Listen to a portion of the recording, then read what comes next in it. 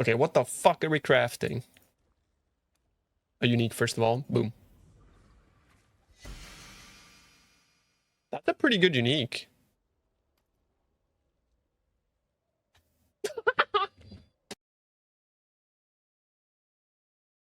Yeah, what's up guys? Tuna here. So the Genesis tree is pretty amazing. And in this video, I wanted to show you guys some of the tips and tricks I learned over the past few days.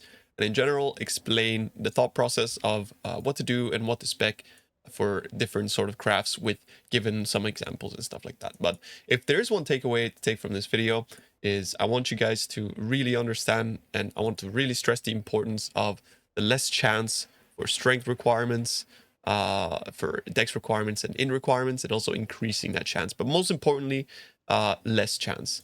What less chance allows you to do is it allows you to specify that you want a base that does not have an attribute requirement.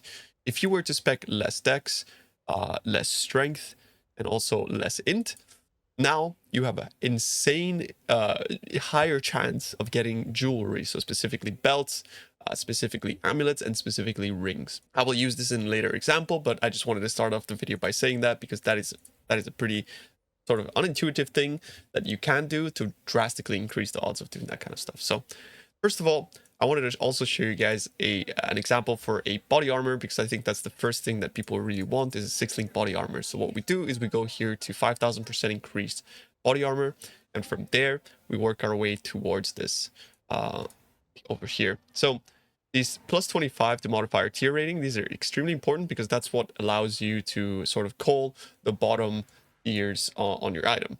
And you also have these on smaller nodes, as you can see here, 50, and you want to grab those whenever possible. So the small nodes can be pretty good, and if it has modifier tier rating, you actually want to grab it. And there are some big nodes that are kind of optional, so if you don't have all of your points, it doesn't really matter all that much, right? So for example, the this one here that gives you quality. So from here, we will go up here and we will grab reduced chance for physical. That's because you can actually roll physical thorns on body armor, so you definitely don't want to have that. And then you want links. This is really important, of course, because this is the equivalent of 150 fusing. So if you were to birth about like 10 items, you're going to average at least one 6-link. And it costs about like 1,000 to birth an item, so that it's going to cost, you know, maybe like 10k or so to get a pretty decent 6-link. But in due time, you'll get it. And yeah. So another one of the small nodes here. You can see that this one divines. You don't have to spec that, but I do. Then we're going to look over at this wheel. And we have to think to ourselves, do any critical strike or attack modifiers or caster or speed modifiers roll on body armor? And the easiest way to check this would be to go to PoE or Craft of Exile. So if you were to open PoE, for example, and you were to look at the body armor specifically, we're trying to craft a dex int base here. And you can look at here the tags, and anything that you don't want, you can click less, and anything that you do want, you can click more. And this is basically the premise of how this crafting works. So in this case, when we look at critical, attack, caster, and speed, there's no modifiers here that we want to get rid of. So we're just going to skip that and click the small node. Then 33% chance to be fractured. This is really nice. I always click this. I think it's really, really good. Then from there, we want to work our way towards reduced life. The reason why we go reduced life is because of the life mastery, and also because we want to have a high, a very, very high defense rich body armor. Now, in some cases, some people might want life modifiers, but I do recommend you click no life modifiers on body armor specifically because of the mastery. However, on other pieces such as helmets and that kind of stuff, you should and can click life modifiers if you want to. The next step would be to dictate what attribute requirements we want. So we want 300% more int, we want 300% more dex, we want to have less strength, 85% more, as you can see here. And this is pretty much going to guarantee a dex int base. It's pretty much guaranteed at this point. Then we can grab the small nodes here, 50% for an additional item, and work our way towards the selectors. So what I like to do here is I like to click chaos resistance. The reason for chaos resistance is because when we look here at the selector, I usually click chaos resistance. We have a choice between chaos, is fire, cold, and lightning. So basically the elements plus chaos resistance. But chaos resistance is the most rare resistance, and the other resistances are quite likely to roll in general because they are the most common modifiers. If we look here back at PoE, you can see that they have the highest weight of 8,000 each. So I'm not going to be selecting those. knowing that they're most likely to roll compared to other modifiers, since we are pretty much cutting down all of the other modifiers that can roll. Then we click here again, so this is just another divine. This is something that you can actually not spec into. And then we go straight down here and we can go for either life, mana, defense, attribute, or resistances. In our case, we want defenses because we want to have a high evasion energy shield base, right? And then we all, of course, keep that pressed there. So this is going to be our body armor tree here. And I accidentally clicked something. You have this node here as well, severing, and you actually do not want to click this. It's unintuitive, but essentially what happens if you do click this is you end up having 3 mod items very often, which ends up being pretty bad. So you can finish this tree. I have 3 points remaining, and you can basically birth a chest piece, and I'm going to use one of the lower tier ones here just to show you guys for the example. Pop a chest out, and it's going to pop a few of them. You can see there are a bunch of 5 links, but you know, do this enough times. So for example, it's each one of these is 150 fusings. So you can take, this is like here 450 fusings that it used, and I got unlucky this time around. But in other cases where you do get lucky, you can get bases such as this, for example. Like that's pretty insane, right? To get a necrotic armor with fractured chaos resistance, and then some defense modifiers and that kind of stuff. Pretty good. I'll show you another example, and this one is specifically for boots next. We're just going to go through and respec all of these nodes so we can start from scratch and have a clean slate for you guys to follow along with. All right, so we'll start from the top branch here. We're going to go for boots here at the bottom. Click into that. I'm going to click the quality as I did before, and then I'm going to go up here and reduce physical modifiers again. Now on boots, we don't have physical modifiers. This wheel would be empty. But for example, again, we can go back to PoE and we can check that. So if we type boots and we look at dex int again, because this is the base that we're trying to craft, you can see that there is no physical modifier. So essentially, like this selector is completely useless. So we could just like not spec into that. And I always forget this actually respecs everything, but yeah, we're gonna go like that. We're gonna keep the links because it's basically free, but it's something that you can like deselect. You don't actually need that one there. And on this top selector, we don't need anything either because there's no caster, critical, or attack modifiers. And since we do want speed, you don't want to click that. Then we go 33 for fracture, and then we go all the way up here, reduced mana modifiers. Reduced mana modifiers is really important if you're crafting a dex int or anything that has int, because mana is the biggest weight. There's a 24% chance to roll on your item, and you do not want that. Okay, next, we're going to work our way through the attribute selectors. So we want intelligence, we want dexterity, more intelligence, more dexterity, and less strength. Once again, there we go. Now we work our way through here, and we want to have increased chaos for chaos resistance, and then we're going to have increased speed through that so that we guarantee the movement speed. And then since this is boots, we want to have increased life. Now what increased life does is it does increase the odds of you rolling increased life regeneration, right? Which is an option for that to happen. If you don't click that, it's hardly ever going to roll with life modifiers, and you will have to somehow get life and movement speed onto your item. You can Eldritch craft the suffixes, however, you cannot Eldritch craft the prefixes, because then that means that you would have to fish for both movement speed and life, as well as any other modifiers. But if you do end up with life regeneration as your suffix, you can always Eldritch it off, or keep it in case you want it, of course.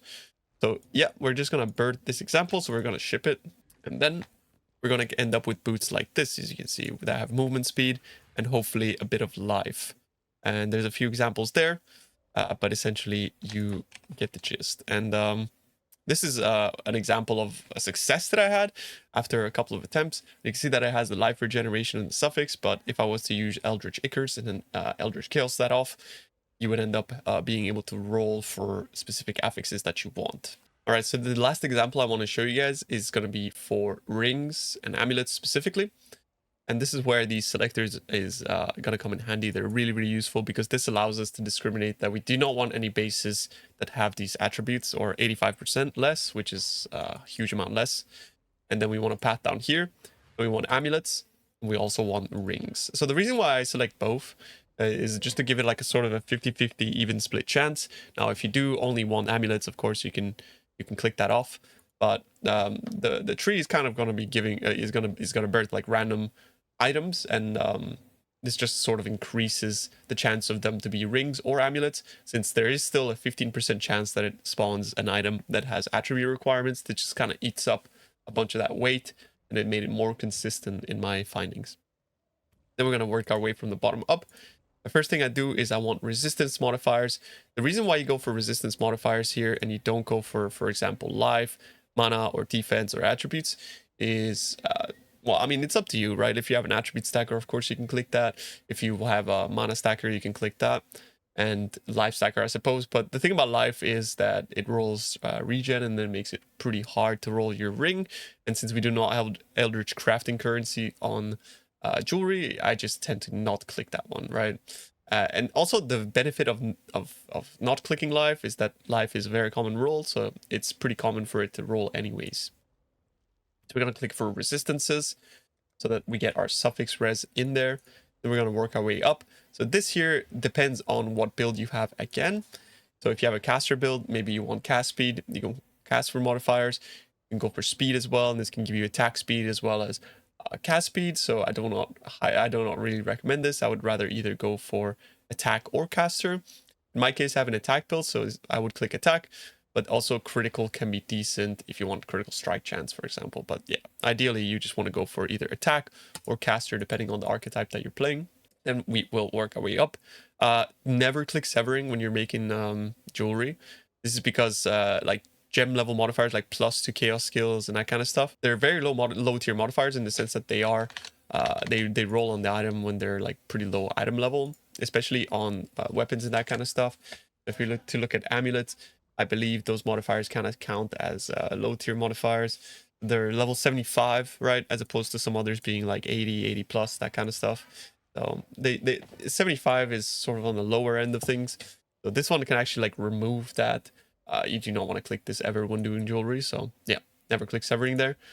Then we go to the selector, and this would be sort of what you want here, whether you want like specifically like fizz damage or this kind of stuff. But I always click chaos because chaos resistance is king, and also because the other modifiers are still quite likely to roll, but chaos is always just very rare and very hard to get on any area items.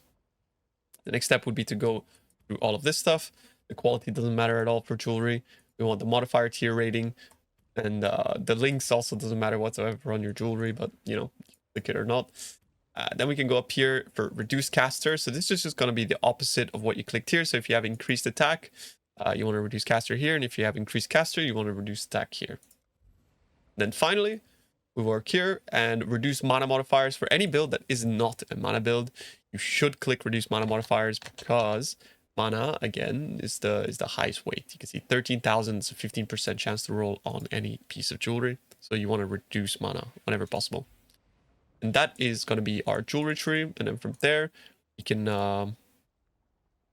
we can give it a go and birth an item and see what happens. And then you can see that we have some of the amulet results here and there. There's some pretty bad ones, but this one's actually pretty decent. Increased elemental damage with attacks, with dot multi and that sort of stuff. But you know, I've had some sort of success cases, and the thing about this type of crafting is that you kind of have to do it a bunch of times, and then you will end up with some very decent crafts. But it is at the end of the day still going to be a bit of a dice roll, and then just keep sending it, and then eventually you'll get some pretty crazy stuff.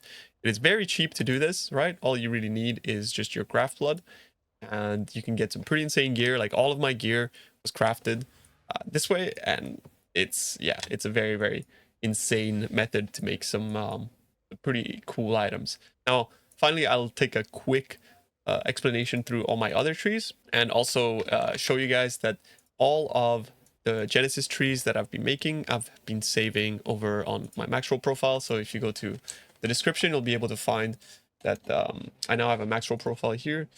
You see that if you scroll at the bottom, there's going to be all of the Genesis trees for you guys to follow, and I will label them according to what I'm trying to craft.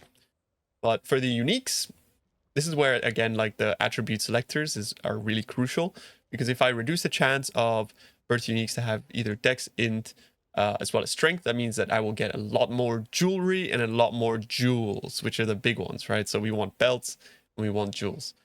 So by reducing that, it's going to drastically increase the odds. Then I path through here and I go for jewels, or full-born jewels, and then again jewelry, and you can select here whether you want to have you know, like jewelries for belts. You can go for amulets, you can go for rings, you can go for belts here, like specifically. But I just click jewelry because it doesn't really matter which one I select specifically there, as I'm mostly going for jewelry, and this is just like an extra chance for that. But if you just wanted jewels, then you would deselect this and you would put this somewhere else. So then you go for jewels up here. And if you actually wanted belts, sorry, I forgot to mention that if you did want belts, you can deselect jewels and you can click belts here. And this is just going to be your gambling strategy to get the headhunter, mage blood, like that kind of stuff, right? But yeah, I select jewels as they're a little bit more common, and then we want to have as much chance for them to be full-born for that cool stuff. Then up here, additional items as well as rarest outcome. And then what you can get from here is hopefully get lucky and you get a cool item, or in my case, an invisible item. Yeah, you can see I got an amulet and a chest. Actually, getting a chest is pretty unlikely. Gonna have another attempt here. We got a red dream, and unfortunately it's not full-born, but if it were full-born, that would be pretty cool. But yeah, you can see that it's kind of like more favored towards giving you jewels, jewelry, like that kind of stuff. But if you were to select the the belt one, for example, like this is just gonna spit out so many belts. If you want to gamble for your mage blood, your headhunter, and that kind of stuff, I found this tree to be the most optimal. For the currency, it's kind of a little bit self-explanatory. You're always going to have 1 point left here at the bottom, so you just kind of grab, full stack, as well as additional currency items, as well as some other stuff here. And then if you really need gold, if you're out of gold or something like that, then you can click this one. This is totally up to you again. I just went for modifier tier rating as well as increased rarity, because you want to have the increased graft blood gained on your thingies here, your whatever these are, grafts. Yeah, you want to have increased graft blood gain so that you can get more of that graft blood when you do your maps. And then for your mysterious, I found that just grabbing, lavish as well as ancient, which means that it's these two, the currency as well as the unique. They're the rarest by far. So that's the ones I grabbed there. So I kind of rambled on a little bit with this video. I sort of wanted to make it like instructive, but the TLDR is I'm going to be posting crafts on the profile that I will be linking in the video description. And also, if you have any crafting questions, you can always come by the stream and ask. But in general, remember that the attribute selectors are insane. And for the rest, you can kind of trust yourself in that, like, if you can just ask yourself, like, do I want these modifiers? And the answer is no, then you click, you don't click them. And if the answer is yes, then you click them. But double check the weights for all of the items on PvDP, because then that will kind of dictate whether or not it's worth to block, for example, physical modifiers or anything else. So I hope this video was helpful and instructive, and thanks guys. I hope you enjoyed. Appreciate you.